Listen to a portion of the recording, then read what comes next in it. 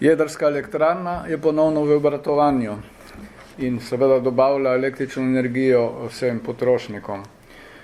Po več kot mesec dni trajajočem remontu smo izjemno zadovoljni, da smo realizirali vse načrtovane aktivnosti.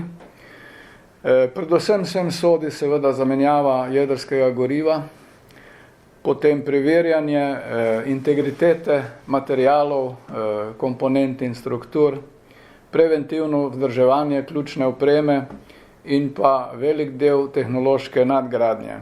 To so bili glavni obsegi letošnjega remonta, ki so bili realizirani skozi več kot 40 000 različnih aktivnosti. Remont se je odvijal v izjemno zahtevnih razmerah epidemije, vendar smo tudi to izjemno dobro kontrolirali in ni bilo nenačrtovanih izpadov. Seveda je bil otežkočen tudi pretok blaga in storitev iz različnih delov sveta, vendar smo tudi te ovire uspešno prebrodili. Remont je seveda kot običajno nadzirala tudi uprava za jedrsko varnost in pa strokovne organizacije.